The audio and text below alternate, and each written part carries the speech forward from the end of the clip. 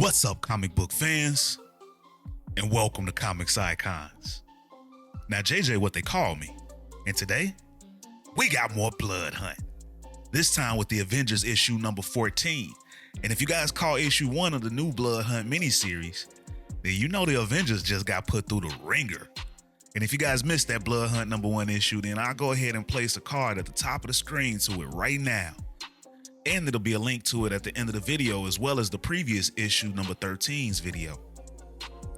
But in that last Blood Hunt issue, we saw the introduction of the new Blood Coven, a super-powered group of vampires that were able to blindside and take down the Avengers, with only Sam Wilson's Captain America, Iron Man, Vision, and Captain Marvel getting away safely, while Thor, Black Panther, and Scarlet Witch remained in the hands of the Blood Coven, and Thor and Black Panther seemingly mortally wounded. But we all know that when one Avengers team goes down, there's always another backup team waiting to avenge. So if you guys are ready to find out who steps up to save this world when the mighty Avengers have fallen to the vicious Blood Coven, then you guys know what time it is. Let's get it. So this issue starts off with Steve Rogers giving an Avengers priority alert. He has been tasked by Captain Marvel to put out the call for more Avengers. So everyone receiving this message is being asked to step in, and their ID cards tracking will bring them to Rogers' location. And they need to be prepared for vampires. So this issue kind of serves more as an introduction to the new members of the team, and it starts off with Steve Rogers. Even though we already know who he is, he's not really been with this iteration of the team. But Steve Rogers has always been known as a superhero across this world and many others. But to his core, all he ever wanted to be was a soldier. And right now they're at war. And what he needs is an army. Then we meet Hercules. And every time he returns to this world, he finds it in peril, he thinks. But that's not a problem, because he is a match for any peril. And he's more than happy to come fight by the side of Captain America, Steve Rogers. And if this is the crisis that finally snuffs out the light of the world, then he will meet that final darkness as an Avenger. Then we meet Kate Bishop, aka Hawkeye, and her life has been up and down just like an arrow's arc. Never in a straight line. Straight lines are easy, but an arc is complicated, she thinks. Alive, unpredictable. And now more than ever, she's reminded of the biggest point of comparison, that an arrow's arc ends, and so does life. Then we meet Pietro, Quicksilver, and he takes after his father, Magneto, who's a bastard, he thinks. But the only person left that loves him is his sister Wanda, the Scarlet Witch, who's currently prisoner of those who have done this to the world. So Quicksilver has no choice but to rejoin his other family, the Avengers. And he'll kill as many vampires as he can until he's able to reach those who have taken his sister. Then we meet Hazmat, and she guesses it was always going to come to chucking hazardous radiation at vampires under an eternal night. She even went to school for it, and she fought the Masters of Evil. She's an Avenger now, and she supposes that she better just accept it. And after they've all come together, Cap has them sound off. Then he introduces them all to one another, since some of them haven't worked together yet. But they've all been Avengers before in one form or another, so they all know to watch each other's back, and that's exactly what they'll need right now. And he thanks them for answering the alert. But Quicksilver wasn't too thrilled about the idea of having to come here to answer Cap's alert instead of trying to save his sister. But Cap asks him for his patience, even though he knows how difficult that is for Pietro. But the skies are dark, and vampires have attacked in force, Cap tells him. The Avengers have been hit hard. They're regrouping to hit back, and hopefully end this, and save Thor, Black Panther, and the Scarlet Witch in the deal. They're doing their job, but they need us to do ours, Cap tells the rest of the team. People need saving. They need Avengers. Then Cap tells them that the vampires they've seen so far have been terror troops, not organized beyond causing chaos and fear. But there's also an organized faction at work. And the wild vampires are dangerous, but an organization is even more so. They've been rounding people up like cattle, driving them into herds. And although they're sure it's likely about blood, they're gonna find out for certain what it is that's going on here. So they take off, and then Hawkeye is the first to spot a group of vampires rounding up a group of people. And this group of vampires has a certain hate group that they're associated with. And of course, I'm not going to mention their name because I don't want to get my channel demonetized, but you get the picture. So the Avengers, they all jump in to save this group of people. And of course, Quicksilver is the first one there. But once the rest of the Avengers join in, they're able to wipe out these vampire hoarders. As Cap thinks to himself that the world may be ending, and he knows he should be frightened. But the thing about being a soldier is you're never alone. You stand shoulder to shoulder with your comrades. That's also the thing about being an Avenger. And he's chosen well with this team, he thinks. Regardless of where they've all come from, they're already fighting as a team. Meanwhile, Pietro notices that Cap's shield isn't flying quite right, and Cap tells him that it's not his usual one. And it's not as well made either, so it doesn't fly quite the same. But he's getting used to it. It's edged in silver, and he had it made right after he was turned into a werewolf. And Hazmat's like, wait, a werewolf? And Hercules adds in that it does happen. He himself was once turned into a Spider-Man. And Hazmat's like, oh no, this is a terrible job. I'm quitting. But Kate is wondering how we got vampires from this particular hate group, which again, I'm not going to mention their name. But Quicksilver responds, what difference does it make? They're all parasites obsessed with blood. But one of the vampires is actually able to catch Pietro, and he tells him that they actually represent a consistent ideology, a master race, putting the undermen where they deserve to be. But Cap's able to take him out with his shield before he can finish that speech. Looks like he's got the hang of that new shield after all, he says. But Hercules, meanwhile, blames Atlantis for this. If they hadn't transcribed the Darkhold and created the first vampire, then this wouldn't be a problem. But Cap has him slow his roll for a minute with that thought process. He's known good vampires who never asked for their curse and don't inflict their pain and hunger on others. But he's never known a good member of that hate group. But Hazmat chimes in that it's not like you turn into a member of that group if one of them bit you like you would a vampire.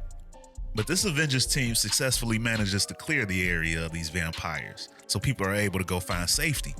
But just as they're all enjoying a momentary win, they all get beamed up into the sky, Avengers and civilians.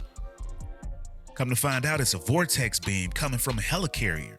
And now that they've all been beamed up onto this helicarrier, the Avengers form a perimeter around the civilians to try and keep them safe. Hazmat, though, threatens to take down this helicarrier with an EMP. But Hercules reminds her that if she were to do that, then that'd be pretty bad for the city beneath them, as well as them and all of the people that were just abducted with them. But then a voice familiar to Captain America speaks up. Well, he says, I suppose I should have expected you, Captain America. Every time I, or someone like me, have tried to deliver this particular baby into the world, you have been there to kill it in its crib. But this time, Captain America, noble fascism will be birthed in America, and it will be me who welcomes it into the world.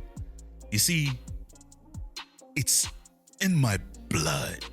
As an old Captain America villain, Baron Blood has revealed that, ladies and gentlemen, is the end of the issue. What's up, comic book fans? And welcome to Comics Icons. Now, JJ, what they call me. And today, we got more Blood Hunt. This time with the Avengers issue number 15. So, the good thing about this issue is that it kicks off getting straight to action. As Baron Blood orders his vampires to leave the human cattle, but go and take out the Avengers. And it's kind of funny when, if you remember the last issue, Cap had revealed his new shield is lined with silver. So when he hurls it at the Baron and he catches it trying to gloat, it burns the absolute hell out of his hand. Meanwhile, Cap tells Hazmat that he's going to draw Baron Blood away from his goons so they'll become disorganized, and to use the escape capsules a deck below to get the civilians to safety. So Cap takes off and gets the Baron one-on-one, while Hazmat fills in Hercules on the plan, and then flexes some major power muscles when she unleashes everything at a swarm of vampires. But it takes a lot out of her, and Hercules is forced to carry her as he smashes through walls trying to create an escape path for civilians, while Quicksilver covers the exit with some speed staking. Steve Rogers and Baron Blood's fight, though, is a classic one, as they cover seemingly every corner of this helicarrier. But you can kind of tell that Cap's not really putting up much of a fight. He's pretty much just on the defense right now, as he continues to get Baron Blood wound up. And you can tell that Cap's focused as he runs away, but with intent. And then we pick back up with the civilian rescue as the team starts leading the people onto escape pods. And where Hazmat wonders if they're over the water right now and maybe the pods wouldn't be the right move, Kate schools her on these being shield helicarrier pods. And they float, they're packed with supplies, and they carry emergency band transponders. She did a science project on a helicarrier back in 4th grade. She knows everything about these vessels. But once the civilians are safe, they call in to Steve to let him know that the mission is complete and they're heading his way. And he replies that now they should easily be able to handle the rest of Baron's vampires, since it really only seems to be a skeleton crew on board. But the Baron laughs at that theory of Cap's, that he's only got a skeleton crew on board, because he's no fool, he tells Cap. He only has as many active troops as he can feed. But I have a host of reserves, and Captain America has shown an entire legion of vampires that are just in stasis at the moment. Then Cap immediately radios back to the team that they've got a problem. The Baron has way more vampires than they thought. And then the team radios back to Cap that isn't the only problem, as we see that they've stumbled on a whole prison filled with civilians. And they tell Cap that he's also got a lot more prisoners than they thought. And they definitely don't have enough escape pods. But although it looks bleak right now, Cap maintains his resolve that they haven't lost yet, not by a long shot. And he hurls his shield right at Baron Blood, knocking him down from the catwalk that they were on, and down to where his vamps are hibernating at. And in turn, the Baron just begins the process of waking them all up, and he tells Cap that he won't be able to fight them all. But to Cap, that's not a threat, but a disappointment, he says, that he won't be able to put hands on each and every one of them as he drops a couple of grenades at the Baron and then books it. And I can't lie, that was kind of funny. Cap got jokes right now. Dropping a dope threat and then bombing and running is hilarious. He's like, yeah, I just wish I could put hands on every last one of y'all. Here, hold this.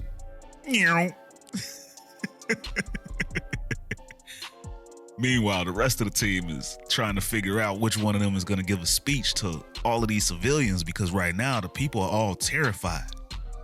And as all of the superpowered people come up with excuses about why public speaking is not their thing, Kate Bishop jumps right in to address the people. She tells them that she knows they're scared and this is tough because she's in the same boat. She's powerless just like the rest of them. But just like them, she's got the Avengers here to help. And whatever it takes, they're going to keep the people safe. Hercules is a god. Quicksilver's fast as all hell. And Hazmat has killed more vamps tonight than the Colonel has chickens. Plus, not to mention Cap, who needs no explanation. And then there's Kate herself that's really good at firing sticks, which just so happens to be a weakness of the vampires. So what do you say, she says to the crowd, just as we switch back over to Cap and the Baron as he bursts into the control room where Cap's at, and he's still partially on fire from the grenades. It's time to finish this, he tells Cap. And Cap agrees. He just needed to get ahead of the Baron, because he should have known that Cap, of all people, would know how to pilot a helicarrier. And we see that Cap now has his hands on the controls of this vessel, and he yells out to the people on board that this is your captain speaking. Buckle up, as he makes a big turn, causing Baron Blood to lose balance and start screaming. And that, ladies and gentlemen, is the end of the issue. What's up, comic book fans? And welcome to Comics Icons. Now, JJ, what they call me. And today, we got more Blood Hunt. This time with the Avengers issue number 16, and the finale to this team's tie-ins to the Blood Hunt series. So this issue kicks off right where the last one ends, as Steve Rogers now pilots the Helicarrier. And for him, it's been quite some time since he's piloted one of these. So it's a bit of an adjustment period for him, but he doesn't take too long to gather himself. Baron Blood, meanwhile, thinks that Cap has lost his mind. But Cap's plan is pretty simple. If the vamps have taken away the sunlight, then they'll just go and find it, as Cap takes this helicarrier up past the dark force and into the sunlight. And once they make it past the dark force, Cap then sets the autopilot and re-engages Baron Blood. Meanwhile, the rest of the Avengers team continue to take out the vampires, and Hercules even starts chucking them out of the hatch into the sun like baseballs. But then Hazmat and Pietro notice that the vampires all seem to be running away in the same direction, leading Pietro to radio Cap and tell him that the vamps are retreating, and it would appear that they have a plan in play. But Cap's busy with Baron Blood right now, so he insists that Pietro handle it himself and go break up whatever they've got planned. But then Rogers decides to try and bait Baron Blood into revealing what his soldiers have up their sleeve, and Baron Blood actually falls for it. Of course they've got a plan for if things seem like they were lost. Blood means to destroy this entire ship, with everyone on it, just to take out the great Captain America. So of course Cap questions if Blood is willing to sacrifice his own people just to accomplish this. But for Blood, it's a simple choice. Of course he would sacrifice them. Losing them is no great loss, he tells Cap. And there will never be a shortage of fools waiting to step in line. But unbeknownst to Baron Blood, Pietro was still listening in on that entire conversation with his Avengers card, and he rallies the team to go and run interference. First, he sends Hercules and Hazmat to keep clearing out the vampires and keeping them away from the civilians. But then as he gets ready to give an order to Kate Bishop, she changes it up and insists that she come with him. Remember, she memorized the plans for the helicarrier at the age of 12, so she knows where they need to go and what they need to do. So Pietro scoops her up and she tells him that they've got to get to the reactor deck, and then they speed off. Meanwhile, Herc and Hazmat seem to have formed a nice little partnership between the two of them during this event. And honestly, I really like their chemistry together. And they easily wipe out each vamp they come across. Kate and Pietro, meanwhile, do the same as they arrive at the reactor control room. And right now, the blast doors to the room are closed and locked. But they really need to get in there to stop the vamp's plans, because she knows that an emergency reactor dump is the fastest way to shut down a helicarrier. But Pietro has a plan for the door. He was just waiting on Kate to give him the satisfaction of asking for his help. And then he buzzes the call button for the reactor room. And as we see Hazmat and Herc taking care of business while Cap does the same against Baron Blood, Pietro tells the vamps inside the room that the Avengers have taken their ship. And as he speaks, the rest of his colleagues are annihilating their crew, and Captain America is taking it to their leader, Baron Blood. But the vampires in the room laugh this off because they know that Captain America cannot survive a crash from this altitude. But Quicksilver quickly reminds them about 1945, when everybody thought the same thing. The vamps though offer to die for their cause, just to take out the Avengers with them. They will be remembered as honored martyrs, they tell them. Baron Blood will recite their names on the list of heroes. But in hearing their reasoning, Pietro comes up with a different idea then, and he plays back Baron Blood's declaration of sacrificing his crew, and how it would be no great loss for him, and plenty others were waiting to step in line to take their place. See, Pietro had recorded Baron Blood's entire speech on his Avengers card. So now, after hearing Blood's words, these vampires ask Quicksilver for their freedom and survival if they open the door, which Pietro happily gives his word and agreement for. So these guys open the door and they go running out, allowing Kate Bishop to go inside and do her thing. Pietro, meanwhile, though, tells Kate that he's gonna go and help out Cap now, as long as she has her part covered, which she does. And as we see those vamps that had cleared out of the reactor room running for their lives and making plans to take a few hostages for food for later, Quicksilver speeds right in front of them with a couple stakes in hand. And they react by reminding him that he did give his word that he'd let them live. But Pietro responds that they stopped living the moment they became vampires, Besides, he's done way worse than breaking his word before. Plus, he's still really pissed about his sister Wanda. Herc and Hazmat, though, they make their way through the helicarriers. They've got no more vampires to take out now. And they end up finding Captain America still fighting against Baron Blood. And they watch on as Cap now starts to taunt Baron Blood about how the helicarrier still seems to be flying, since Kate seems to have gotten the reactor sorted out. And not only that, but Herc and Hazmat add in that they've taken out Baron's army.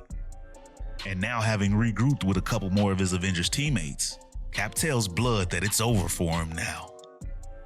So Baron Blood responds by attempting to escape. So Cap then flings his shield at Blood to stop him, but instead he misses and breaks the window, instead allowing Blood to flee. Cap had forgotten to adjust to the new silver shield that he'd previously bragged about. But then Pietro arrives, and Cap tries to tell Pietro that he's late and Baron Blood got away. But Pietro doesn't seem to be too concerned about it. See, it's fortunate that he was taught how to be an Avenger by the great Captain America back when he was a young ex-supervillain, he tells Steve. And one of the lessons that was taught to him by the war vet was to always have a backup plan, which he believes in passing on to the next generation. As we then see Kate Bishop standing at the window with Baron Blood in her sights and her arrow pulled back in firing position. That, ladies and gentlemen, is the end of the issue. So what did you guys think about the issue? And how did you like the Avengers tie-ins for Blood Hunt? Did you like the new team, even if it was only on a temporary basis? And would you like to see more of this iteration of the Avengers team? Plus, I want you guys to let me know how hyped you are for the introduction of Storm to the Avengers team in the next issue. That is, if you are hyped for it. I want to hear all you guys' thoughts and theories down in the comments, along with how you think that Kate Bishop scene really ended with Baron Blood in your mind. And as always, if you guys enjoyed this video and this channel, and you'd like to support the channel, then you can do so by stopping by the Comics Icon store and grabbing you some of this merchandise, including the background music heard right here in this video available for download. Or by joining the Iconic Fan Club channel membership. And there'll be a link in the description to join. But with your membership, your voice will be heard during our interactive live streams with yours truly, where we can talk about everything that's been going down in these issues, as well as ones that you'd like for me to go over in the future and other comic news. Plus, you guys will get loyalty badges, member shout-outs, and up to 20% off of Comics Icon's merchandise from the Comics Icon store. Plus, we've got tiers to the memberships as well, beginning at just 99 cents. Or you guys can donate to the channel with a super thanks. And if you're not able to do any of that, then you can still be a tremendous help to the future of this channel by dropping a like, share, and subscribing to Comics Icons for more icons in the comic book world. But ladies and gentlemen, it's about that time. I'm out. Peace.